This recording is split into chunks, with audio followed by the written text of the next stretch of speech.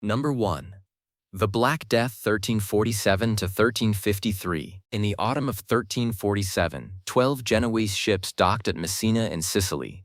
The port authorities came to inspect them. Most of the sailors were dead. The rest were covered in black swellings that oozed blood and pus. What those ships had carried from the Crimea would kill half of Europe in 6 years. It would dismantle the medieval world so completely that the survivors built something different in its ruins. The authorities ordered the ships out of the harbor. They were too late. The plague was Yersinia pestis, the Black Death. It had come from Central Asia. It moved through fleas on rats in the ship's holds. From Messina it spread to Catania, from Catania to mainland Italy, from Italy along the trade routes to France, Spain, England, Scandinavia, and east into Russia. By 1353 it had killed between 75 and 200 million people. Between a third and a half of Europe's entire population was dead. The Black Death reached Messina in October 1347.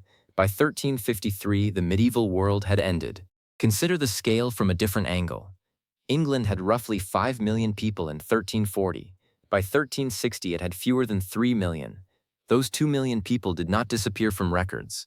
They appear in burial registers, in abandoned tax rolls, in uncollected rents, in the wills of people who died without surviving heirs. The documentary record of the Black Death is the documentary record of civilization accounting for its own dead. This meant the plague killed more people in 6 years than any war or disaster in recorded history. It killed more than the First and Second World Wars combined. It killed clergy faster than they could be replaced. It killed the doctors. It killed the administrators. It killed the people who maintained the infrastructure of civilization. And most disturbingly of all, when it ended, the survivors did not rebuild what had existed before. They built something different. We are living in it. For over a century, the accepted narrative of medieval civilization went like this. The feudal order was the natural organization of human society. The church was its moral foundation. The relationship between lord and peasant was ordained by God. It had always endured. It would always endure. That was the story every person alive in Europe in 1346 had been taught from birth. The Black Death shatters that story completely. David Herlihy demonstrated that the plague's most consequential effect was structural. The labor shortage gave surviving peasants leverage the feudal system had never anticipated. Wages rose, serfdom collapsed across Western Europe within a generation. It collapsed not through revolution, but because it was economically unenforceable. There were not enough workers to coerce. The church's authority was permanently damaged. It could not explain the catastrophe. It could not prevent it. The flagellant movement swept Europe. Pogroms against Jewish communities spread across the continent. Normal social behavior dissolved. Boccaccio documented it in Florence. Ibn Battuta documented it across the Islamic world. Both describe a civilization in rupture. The economic disruptions produced innovations in banking and commercial law. Those innovations eventually produced capitalism. The intellectual dislocations produced questions about authority and salvation. Those questions eventually produced the Reformation. The Golden Horde started the catastrophe when Janibeg catapulted plague corpses over the walls of Kaffa in 1346. The Golden Horde was then consumed by the plague it deployed, its successor states fragmented in the chaos. The weapon that was meant to break a trading post broke the Mongol Empire instead. Scientists have sequenced the genome of the medieval plague strain from frozen victims in the Kyrgyz permafrost. It is 97% identical to the bacterium still present in Central Asian rodent populations today. The Black Death is not history. It is dormant. Scientists have sequenced the medieval strain.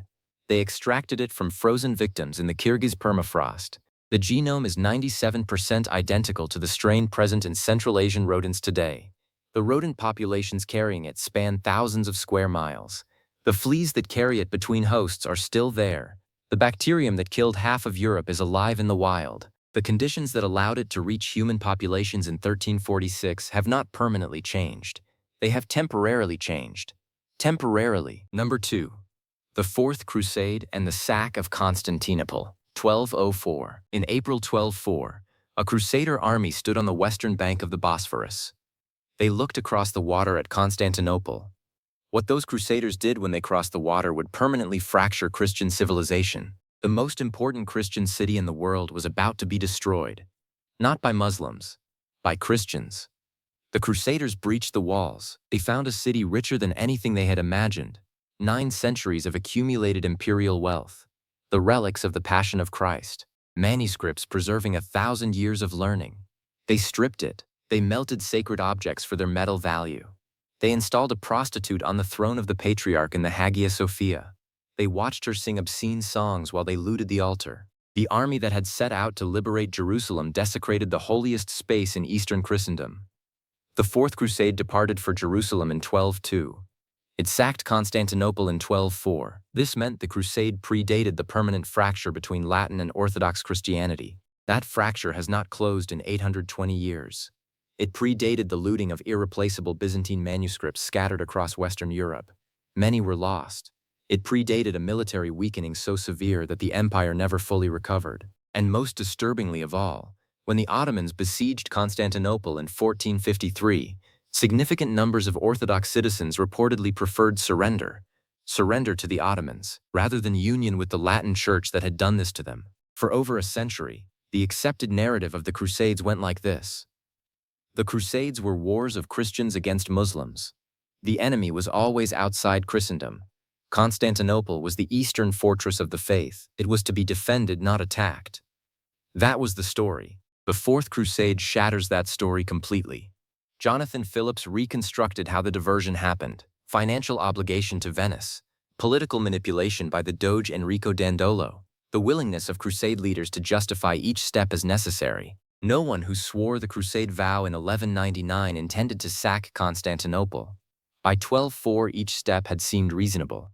The accumulated steps produced a massacre of the most important city in Christendom. Pope Innocent III wrote in fury to the crusade leaders. They had given the Greek Church just reason to hate the Latin Church more than a dog hates a cat. He was writing to men who believed they had served God. The papal legate who traveled with the army initially excommunicated the entire force. He lifted the excommunication weeks later when he assessed what they had taken. The bronze horses from the Hippodrome of Constantinople are above the entrance to St. Mark's Basilica in Venice today. The Crusaders put them there in 1204. Jerusalem was never recovered. The horses are still in Venice. The fracture between Latin and Orthodox Christianity that the Fourth Crusade created is also still there. The Great Schism of 1054 had separated the churches formally, but before 1204, reunion was still considered possible. After 1204, it was not. The theological differences became secondary. The memory of what Christian soldiers did to a Christian city became the primary fact. The primary fact of Orthodox Christianity's relationship with Rome. 820 years later, it remains so. The horses are in Venice. The fracture is not closing. Number 3. The Mongol destruction of the House of Wisdom, 1258. In January 1258, Hulagu Khan arrived at the walls of Baghdad with an army of between 150,000 and 300,000 men. He sent a message to the Caliph al-Mustasim demanding surrender. What happened when the Caliph refused would end the Islamic Golden Age. The greatest repository of human knowledge in the medieval world was about to be destroyed, systematically, deliberately, in 13 days. The Mongols entered Baghdad when the walls fell. They killed the scholars first, then they burned the books. What could not be burned they threw into the Tigris. Eyewitness accounts describe the river running black with ink for days. 500 years of manuscripts floated downstream and were gone.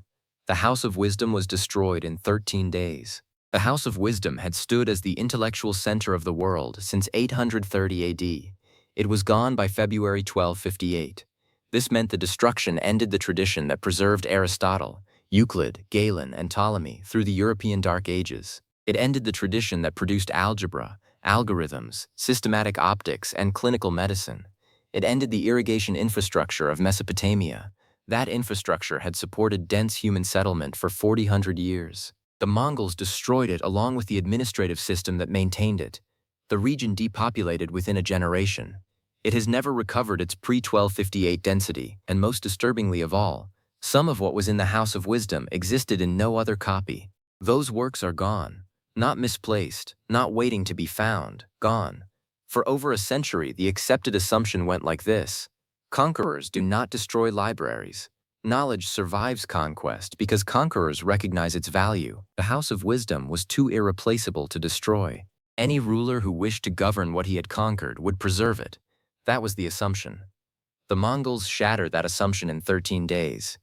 George Saliba examined what was lost. Al-Kindi, Al-Farabi, Ibn al-Haytham, al-Biruni, Ibn Sina. Their surviving works reached Europe and seeded the Renaissance. What was in the House of Wisdom that did not survive is knowable only through citations in works that did. Those citations reference arguments and calculations that can no longer be located. We know those works existed. We cannot read them. The Tigris still runs through Baghdad. The ink has long since reached the sea. What specifically was in the House of Wisdom when it burned is partially reconstructible from citations. Later scholars referenced works they had read there. They cited specific arguments, specific calculations, specific astronomical observations. Those citations are the only evidence those works existed. The works themselves are gone. Al-Biruni's complete astronomical catalogue, Al-Haytham's full optical treatise, Al-Kindi's systematic chemistry.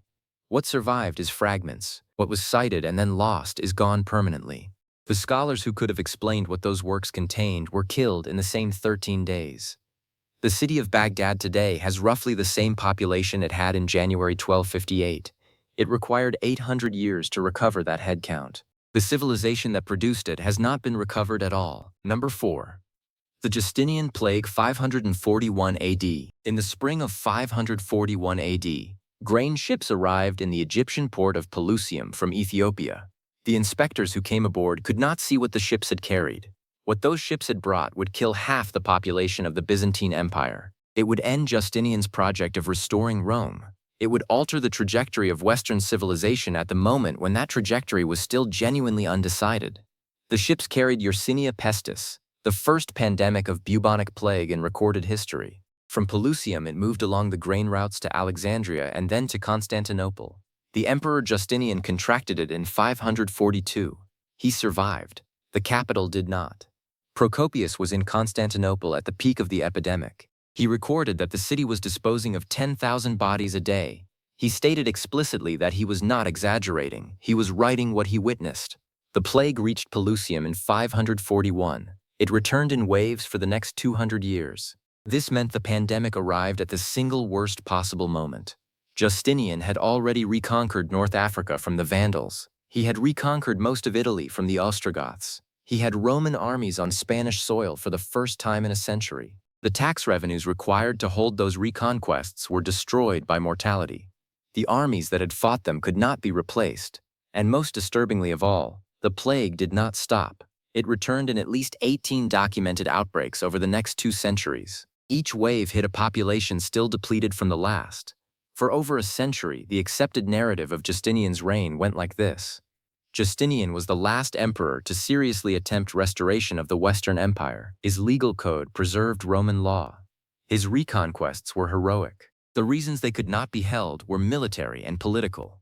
That was the story. The Justinian plague shatters that story completely. William McNeill argued the Justinian plague was more consequential for Western history than any political event of the period. The Arab armies that swept through those territories in the 630s and 640s were not conquering a vigorous empire. They were filling a vacuum. The plague had already hollowed out the populations. It had exhausted the tax revenues. It had depleted the military manpower. The plague returned in waves in 558, 573, 586, 599, and at least 13 further occasions. Each wave hit a population that had not recovered from the last. The cumulative effect transformed the late Roman world from a sophisticated civilization into a depopulated and fragile one. The grain ship that docked at Pelusium in 541 did not merely bring plague. It brought the conditions under which Rome's loss of the eastern Mediterranean became irreversible. The specific mechanism matters. Justinian's reconquest required tax revenue from the reconquered territories to sustain itself. The plague killed the tax base. It killed the populations who generated the surplus that funded the legions. It killed the legions themselves. Each attempt to reinforce the reconquest was met with a depleted treasury and a depleted recruiting pool. The plague returned 8 times in the 1st century after 541. Each return reset the recovery. The empire was trying to fill a bucket that had a hole in the bottom. By the time the Arab armies arrived, the bucket was empty. Number 5. The fall of Constantinople 1453. On the morning of May 29, 1453, the walls of Constantinople were breached for the first time in their history. It had taken 53 days of Ottoman bombardment. The last emperor of Rome put on his purple and walked into the fighting. What that breach ended was not merely a city or a dynasty. It was an unbroken thread of institutional continuity stretching back to Augustus. Back to the moment the Roman Republic became the Roman Empire. Back 15 centuries. The Ottoman forces found a city that had been the capital of Christian Rome since 330 AD. It had preserved the manuscripts of Greek philosophy through the European Dark Ages. It had maintained the institutional forms of Roman governance for 11 centuries. Emperor Constantine XI was last seen fighting on foot near the Romanos Gate. His horse had been killed under him. He died in his purple. His body was never identified. Constantinople had been the eastern capital of Rome since 330 AD. It fell on May 29, 1453. This meant the fall ended 1123 years of continuous Roman imperial tradition. That span is longer than the entire history of the United States multiplied 11 times. It ended the systematic copying of Greek manuscripts. Those manuscripts had kept the intellectual inheritance of Athens alive. For centuries, they existed nowhere else. It sent Greek scholars west as refugees. They carried manuscripts that established the Platonic Academy in Florence. They seeded the Renaissance. And most disturbingly of all, the artillery that breached those walls was cast by a Hungarian engineer named Urban. He had first approached the Byzantine emperor and offered to build cannon. The emperor turned him away. He could not afford them. For over a century, the accepted narrative of Byzantine persistence went like this. Constantinople was impregnable. The Theodosian walls had never been breached from outside. The city had survived Arab sieges, Viking raids, Bulgarian sieges, and the chaos of the Crusades. It would survive again. It always had. That was the story. The Ottoman canon shatters that story completely. Roger Crowley documented the engineering of the catastrophe. Urban's largest cannon fired stone balls of over half a ton. Each shot took 2 hours to load and cool. It required 700 men to position it, and it made the Theodosian walls irrelevant within weeks. Walls that had stopped every army for 1,000 years were structurally obsolete before a single breach was opened. The technological assumption that kept Constantinople alive was ended in a single siege. The scholars who fled with manuscripts transformed European intellectual life. The empire that had preserved those manuscripts did not survive to see what they seeded. The emperor died in his purple on the walls he could not save. His body was never found. The manuscripts the fleeing scholars carried west were not copies made in haste as the city fell. They were the product of a millennium of systematic copying. Byzantine monasteries had been copying Greek texts since the 9th century. The scholars of Constantinople understood something. Texts not copied would eventually be lost. They were right to fear it. The texts they had copied survived. The institution that copied them did not. The Renaissance that those manuscripts seeded was built on the ruins of the civilization that had preserved them. The Platonic Academy in Florence was funded by the Medici. The Medici were bankers. The banking techniques they used had themselves developed partly in response to the economic disruptions of the Black Death. The disaster that produced the Renaissance was connected to the disaster that ended the empire that preserved the knowledge the Renaissance used. Number 6. The sack of Rome 410 AD. In August of 410 AD, a Visigoth army under Alaric entered Rome through the Salarian Gate. A Roman senator watching from a window saw something he had not seen in 800 years. Foreign soldiers in the streets of the Eternal City. The emperor was in Ravenna. He was not coming. What happened over the next 3 days would destroy the psychological foundation of Roman civilization. Not through military defeat, through the fact of it happening at all. Alaric's forces stripped the city of portable wealth. They killed those who resisted. They looted the Temple of Jupiter on the Capitoline Hill. They did it while the emperor waited safely 300 miles away. The Roman army did not march to defend Rome in 410. There was nothing to march to. By the time anyone could respond, it was over. Rome had been inviolate for 800 years. Alaric stayed 3 days. This meant the sack predated the psychological dissolution that followed over the next 66 years. Jerome wrote from Bethlehem that sobs interrupted his dictation when he thought of what had happened. He could not speak the words to describe it. Augustine began a 22-book theological response. He spent 13 years writing it. He argued that earthly cities are always temporary. He was writing for Romans whose entire self-conception had just been destroyed. And most disturbingly of all, the physical damage was survivable. Rome was repopulated within a generation. Buildings were repaired. What was not survivable was the belief in Roman permanence. Once that belief was gone, the Western Empire had no foundation left, no reason to ask its subjects to sacrifice for it. For over a century, the accepted narrative of Roman civilization went like this. Rome was the eternal city.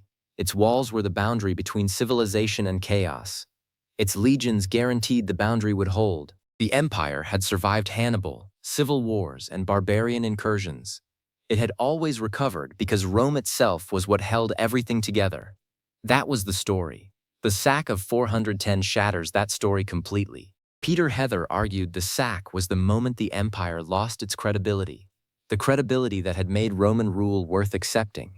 Provincial elites who had invested in Roman identity began to calculate Rome or the successor kingdoms. The calculation shifted after 410.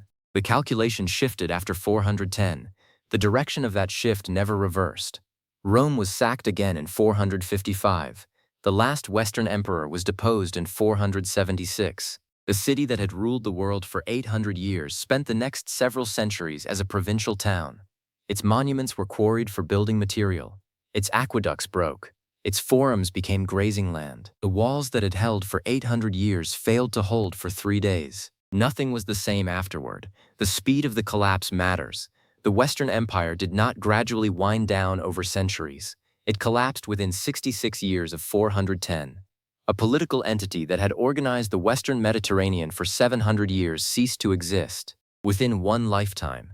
Within the lifetime of someone who had been a child when Alaric entered through the Salarian Gate. The people who lived through that collapse did not experience it as gradual decline. They experienced it as the world ending. Their accounts describe exactly that. Jerome wrote from Bethlehem that the city which had taken the whole world was itself taken. He said the light of the world was put out. He said the head had been cut from the Roman Empire. He was not writing metaphor. He was writing what the world felt like, what it felt like to someone who had believed Rome was eternal and was watching it end. Number 7. The Battle of Manzikert, 1071. On the morning of August 26, 1071, the Byzantine Emperor Romanos IV led his army from camp. They were near Manzikert in eastern Anatolia. He was moving to offer battle to the Seljuk army of Sultan Alp Arslan. He was confident. His forces outnumbered the enemy. The day would end in Byzantine victory. By nightfall, the emperor was a prisoner. The battle had ended the Byzantine control of Anatolia that would eventually end the empire itself. What happened at Manzikert between midday and sunset was not a defeat inflicted by a superior enemy. It was a collapse engineered from inside. The rearguard division was commanded by Andronikos Doukas. He was a political rival of the emperor. He had been placed in command over Romanos's objections. At the critical moment, Doukas withdrew his division from the field. It was not a rout, it was ordered. Doukas led his men off in good order while Romanos and the forward divisions were surrounded. The most powerful Byzantine army in living memory was destroyed not by the Seljuks but by Byzantine politics. The Byzantine Empire had controlled Anatolia for 400 years. Manzikert changed that in an afternoon. This meant the battle predated the loss of the Anatolian plateau. That plateau was the empire's agricultural heartland and its primary recruiting ground. Without it, the empire could not field the armies required to defend its remaining territory. It predated a decade of political chaos, 7 emperors in 11 years, civil wars consuming the military resources the empire needed most. It predated the First Crusade of 1095. That crusade was called explicitly in response to Byzantine appeals for help recovering what Manzikert had lost. And most disturbingly of all, the Doukas family that betrayed Romanos subsequently dominated Byzantine politics for decades. The political culture that produced the betrayal remained in power long after its military consequences became clear. For over a century, the accepted narrative of Byzantine military power went like this. The Byzantine Empire possessed the most professional army in the medieval world. It had the wealth to fund campaigns and the tactical sophistication to defeat numerically superior enemies. Manzikert would be another Byzantine victory. That was the expectation on the morning of August 26, 1071. Manzikert shatters that expectation before sunset. John Haldon demonstrated the battle exposed weaknesses developing for decades. The empire had become dependent on mercenary forces. Their loyalties were contractual, not institutional. Provincial governors had become so powerful they could act against the center. Military appointments were determined by court politics rather than military competence. Romanos went to Manzikert partly to demonstrate military credibility against enemies in Constantinople. Those enemies had placed Ducas in command of his rearguard. Ducas withdrew from the field. The battle was lost not by the Seljuks but by the man behind Romanos. The Anatolian plateau became Turkish-speaking within a generation. The consequences of one afternoon of political treachery took 382 years to complete. The specific mechanism of the betrayal at Manzikert matters more than the battle itself. Andronikos Ducas did not lose to the Seljuks. He chose not to fight them. He withdrew his division in good order while the emperor was being surrounded. That choice was politically motivated. It was designed to discredit Romanos. It succeeded. Romanos was ransomed and returned to Constantinople. He was immediately deposed by the Ducas faction. He was blinded and died of his wounds. The man who had led the Byzantine army to its greatest defeat was removed. The men whose maneuvering had produced that defeat then governed the empire. During the decade when it most needed competent leadership, the Anatolian plateau fell to Seljuk settlement, not primarily because of the battle. It fell because the political chaos that followed the battle prevented any organized Byzantine response. Number 8. The Great Famine 1315 to 1322. In the spring of 1315, the rains that fell on northern Europe did not stop. What those rains began would kill between 10 and 25% of northern Europe's population. It would break the feudal agricultural system. It would leave European civilizations so weakened that the Black Death found a broken continent, unable to absorb a second catastrophe. The harvest of 1315 failed from Ireland to Poland, not locally, continentally. The harvest of 1316 failed. The harvest of 1317 failed. Animals died in waterlogged fields. Seed grain that should have been planted was eaten by populations with nothing else. Villages that had fed themselves for centuries could not feed themselves for 3 consecutive years. Then 4, then 5, then 6, then 7. The rains began in the spring of 1315. The famine lasted until 1322. This meant the famine predated a population collapse that emptied villages across England, France, the Low Countries, Germany, and Poland. Some of those villages have never been reoccupied. Their earthwork outlines are still visible in the landscape today. It predated the complete breakdown of the social relationships that constituted the feudal order. It predated cannibalism documented in multiple chronicle sources across several countries, not individual acts, documented patterns. The complete collapse of the food system civilization is organized to prevent. And most disturbingly of all, what caused 7 consecutive years of continental crop failure has never been satisfactorily explained. No volcanic eruption of sufficient scale has been identified. No solar event confirmed. The climate simply changed for 7 years and then changed back. For over a century, the accepted narrative of medieval agriculture went like this. The manorial system was self-correcting. Bad harvests happened. They were regional and temporary. The social order had mechanisms to absorb them. The system was resilient. That was the story. The Great Famine shatters that story completely. William Chester Jordan's 1996 account documented the precise mechanisms of breakdown. The famine was not merely a food shortage. It was a systemic failure of every institution designed to manage food insecurity. All of them failed simultaneously. Across an entire continent, for 7 consecutive years, 3 times longer than any of those institutions had been designed to handle. The social contract of the feudal system broke under it. The lord who could not provide subsistence had no claim on the peasant who had nothing left to give. The famine ended in 1322. The Black Death arrived in 1347. 25 years was not enough to recover. When the plague came, it found a Europe that had already lost 1/5 of its population, that had already broken its social systems, that had already exhausted the psychological resources required for collective response to catastrophe. The famine prepared the ground. The plague harvested it. The specific vulnerability the famine created matters. It was not merely demographic. 7 years of hunger altered the immune systems of the survivors. It altered the social systems that would have organized a collective response to subsequent catastrophe. It altered the psychological frameworks through which populations understood their relationship to God, to authority, and to each other. The survivors of the Great Famine had already lived through something that killed a fifth of the people they knew. They had already watched the institutional systems fail.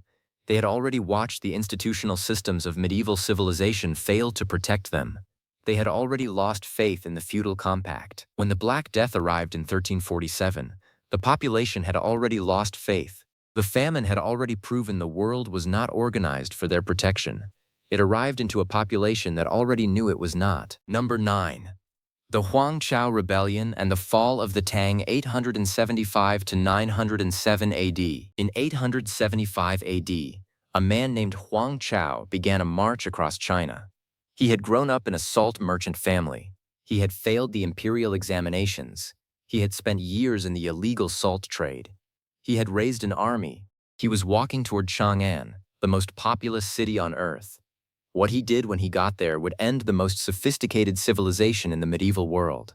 An empire of 80 million people, 3 centuries of the golden age of Chinese poetry. The Silk Road at its peak. All of it. His forces entered Chang'an when the Tang defenses collapsed. The emperor had already fled. What followed was a massacre.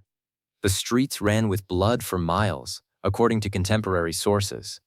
The palace burned. The city that had been home to merchants from Persia, Arabia, India, and Central Asia.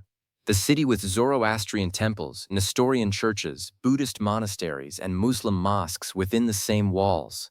The most cosmopolitan metropolis on earth, turned to ruins in weeks. The Tang dynasty had governed the most sophisticated civilization in the world for 289 years. It never recovered from 875. This meant the rebellion predated the fragmentation of China into the 5 dynasties and 10 kingdoms. 53 years of continuous civil war.